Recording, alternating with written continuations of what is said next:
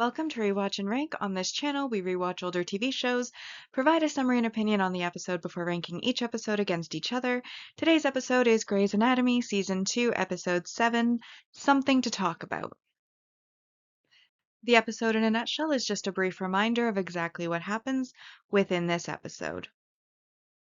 So there's a few different plot lines within this episode, but we'll start off with the main patient plot line. So the first patient is Derek's patient, who is a girl who has been paralyzed from the waist down for most of her life, and Derek is encouraging her to get a surgery that will improve her quality of life by enlarging her bladder, which will mean that she no longer has to be on a catheter, which will give her more independence and allow her to, for example, go outside of school out of state, like to go to school outside of the state, for example, and not need to be so tied to her parents, who at the start of the episode kind of speak on her behalf.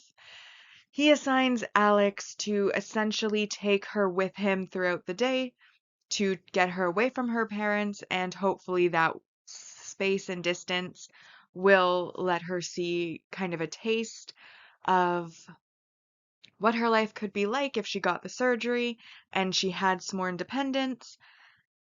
And in the end, she and Alex do bond, and she then decides that she is going to get the surgery and confronts her parents about talking on her behalf, while acknowledging that while she lets them do it, she is ready to handle things on her own, and that is why she has decided to get the surgery, and as she is 18, it is her decision.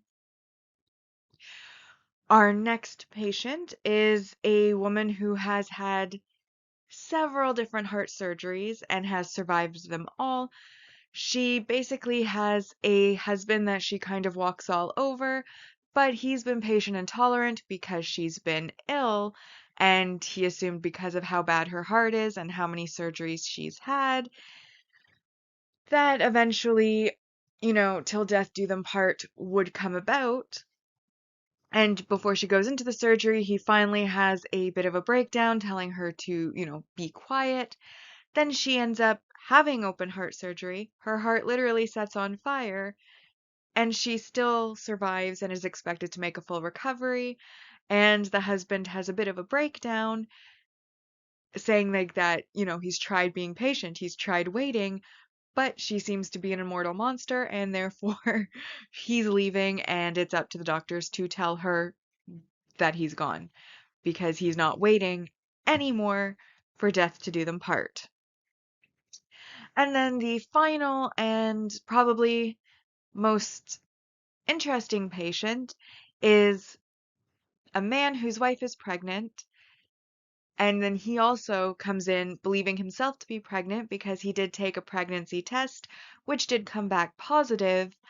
At first, he's initially thought to be a psych case, and it's thought to be a hysterical pregnancy because his wife is pregnant. However, Izzy and Christina managed to find him on the psych ward, felt his stomach, realized there is actually a mass within the stomach, and basically stole the patient to cheer Meredith up.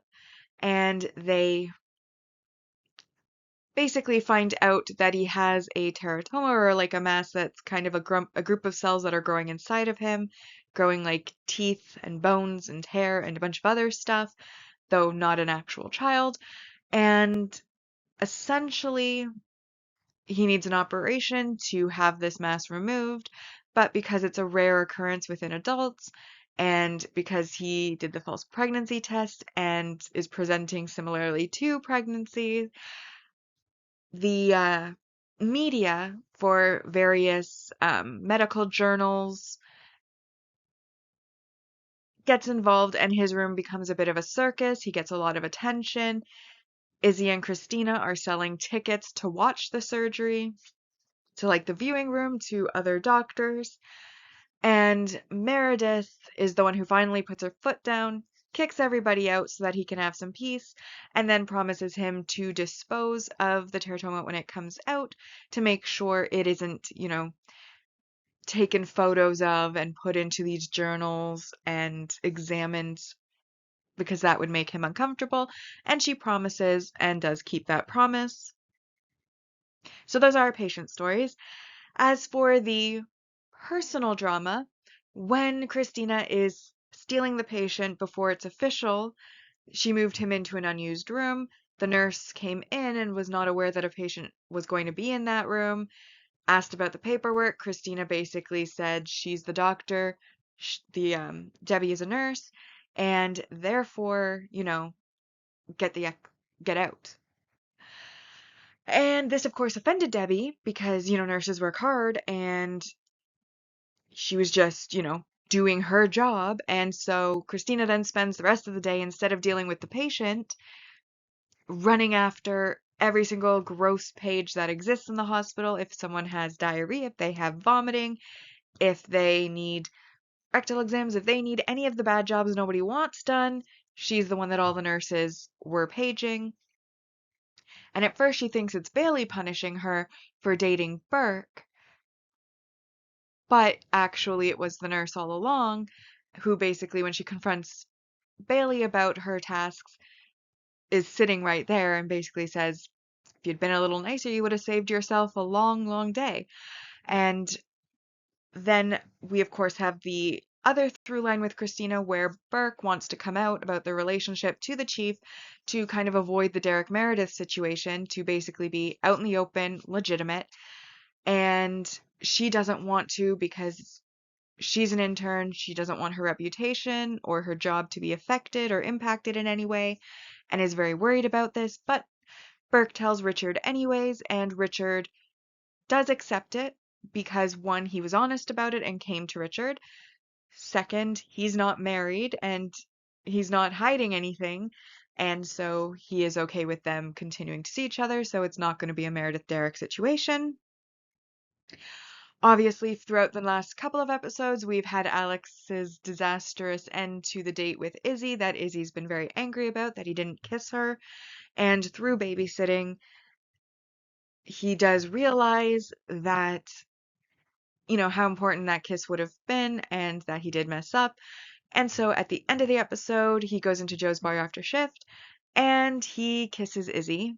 And she finally gets her goodnight kiss, which, based on the smile on her face at the end of the episode, has put them back onto a good track. Then, of course, there's Meredith, who basically is being gossiped about by everybody because not only did she sleep with an attending who was married, she also wasn't picked, and so now is a train wreck, and Christina and Izzy, even Bailey, are basically playing interference, not letting Derek talk to her, and Bailey is the one who basically tells him, back off, you broke her heart, you've put her into this situation, you are not allowed to talk to her, leave her alone and give her peace, and he decides to do so, which brings us to the final personal little plot line that was running through this episode, which was the fact that Derek and Addison are in marriage counseling. Derek does not want to move away from Seattle. He is now settled here, so he wants Addison, if they're going to continue to be together, to move to Seattle. She's at first very reluctant about that. She has a successful practice in New York. She still likes New York, so she doesn't really want to live there, and also she wants him to stop speaking to Meredith, which he states that he's not ready to do at this time. However, throughout the episode, they kind of resolve that. Addison is given an offer by Richard to basically stay at the hospital. It'll increase the hospital's reputation, and he will invest money into making sure that they are the premier destination for prenatal care. And so she then decides to stay in Seattle for herself and a little bit for her relationship, but more so for herself based on her conversation with Richard. And after this talk with Bailey, Derek has decided to stay in, to basically not talk to Meredith per Bailey's advice, and basically says that that's over. But when they're in marriage counseling at the end of the episode, Addison reaches for Derek's hand, he moves it out of the way, he reaches for her hand, but then aborts the mission and does not ever actually touch her hand, so it still shows that there is some things to work through. But that is our episode in a nutshell. Which now brings us over to the rankings, and on this channel we rank on two lists. We rank on a mostly objective ranking list, which is without emotional interference, but it can have bias and judgment applying. And then the personal ranking, which is entirely emotional response slash opinion on the episode. So as is standard with these videos, we will start with our mostly objective rank values, and I highlighted those I felt applied within this episode. First, we have our multi-episode supporting character introduction, which is the nurse Debbie, who spends this episode basically making Christina's life difficult, and that's worth 2 points. We then have our supporting relationship development, which is Alex coming to his realization, basically his patient that he's been looking after for the day, asks him to give her her first kiss because she finds it embarrassing that she's a college student who hasn't even had her first kiss yet. And he basically gives her a speech about how you can't cheat your first kiss, how you want it to be special, want it to be with somebody who takes your breath away, blah, blah, blah. He romanticizes it quite a bit. And this, of course, gives him the realization that he wants that kind of kiss with Izzy. So then at the end of the episode, he goes to Joe's bar. He basically pulls her down on her stool into like a dip, and then they kiss for quite a long time before he then sets her back upright on the stool and walks off while she smiles amongst her friends, obviously, again, seemingly back on a good track for their relationship, though as it was right at the end of the episode, it could be false positive, we don't know yet. But either way, development within this episode, and that was 2 points. Next, worth 4 points, we have our main relationship development, which is, of course, between Burke and Christina. Burke finds out that everybody else, at least the other interns around Christina, know about them, which he wasn't aware of. And then he also wants to tell Richard and come clean to head off any negative rumors or anybody believing that they are taboo or any reputational damage, job damage, etc., etc. Christina, of course, does not want that because she is the one in the lower position of power, being an intern, not an attending, and is worried about how it'll impact her job and her reputation. And she asks him not to tell Richard, but Burke does so anyways. And then, as I mentioned in the summary, Richard is actually okay with it because unlike Derek and Meredith, he's not married, he's not hiding anything, and he obviously cares enough about Christina to come clean to Richard and to make the hospital aware of it, which Richard respects. And so they have basically the green light, which is a development. Worth another 4 points is the strong plot concept, which is basically that this episode had really interesting patients and also very interesting relationship and personal dramas going on. You had the hysterical pregnancy that ended up being a teratoma, clump of cells growing random body parts in the guy's stomach, giving him also a false positive on a pregnancy test because it is elevating his hormone levels to mimic that of a pregnant person, which is interesting. And then obviously a heart catching on fire is really interesting. And then, of course, there's all the personal dramas with all of the different relationships going on and the fallout from Derek choosing Addison, not Meredith, which is what the hospital's all talking about. And the aftermath is always a little bit more interesting than the actual event sometimes. When it comes to drama, at least, usually the fallout is the best part. So we have the overall strong concept for the plot, and then that ends our positives for this episode, and that ends it at 12. But there are a couple of negatives.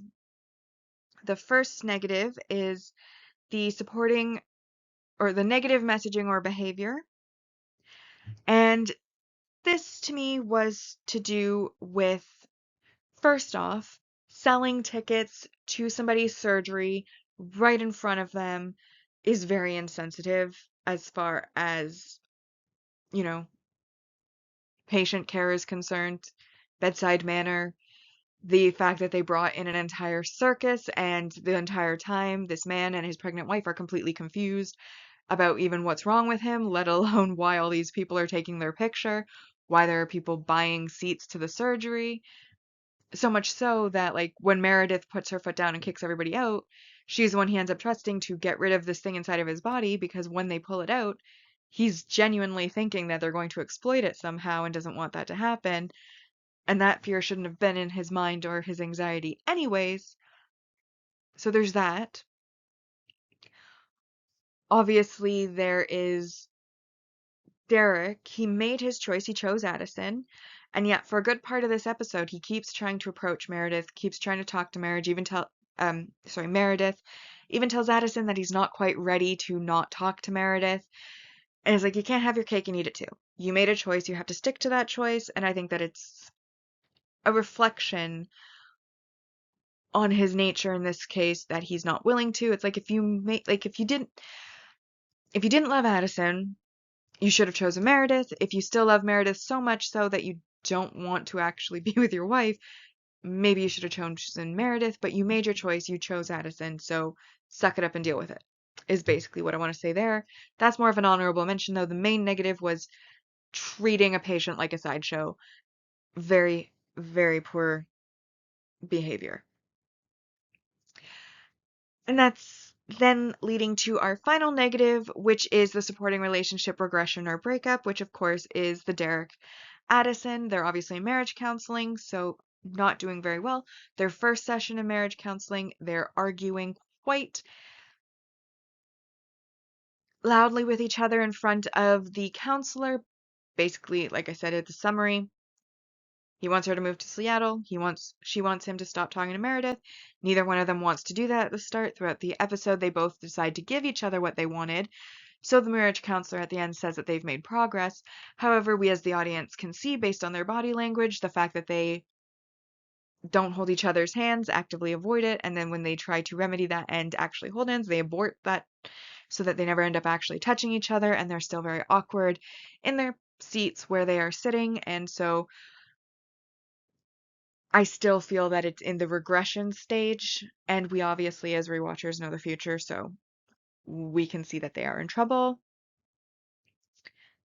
But with all of those points being considered, that gives us 8 points out of 10 for this episode. Which brings our season 2 rankings so far. On our mostly objective ranking, 2 in first place, Make Me Lose Control. Into You Like a Train, Deny, Deny, Deny, Enough is Enough. And then this episode comes in 5th, Something to Talk About, Bring the Pain, and in last place is Raindrops Keep Falling on My Head. Which now brings us to the personal ranking, and honestly, I've said most of my thoughts throughout the summary and the mostly objective ranking, so there isn't too much to add as far as thoughts on the episode. Overall, though, as mentioned before, I felt that this episode was extremely strong, and I was actually kind of disappointed when the episode ended because I wanted to keep watching more. And I mean, in theory, I could just go on to the next video, but I don't do that. I watch once a week.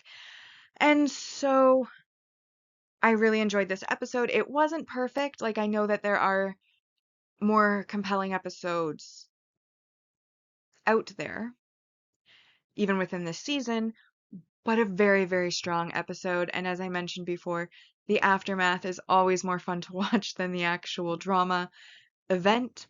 In this case, the fallout from Meredith's breakup with Derek and being the one not chosen.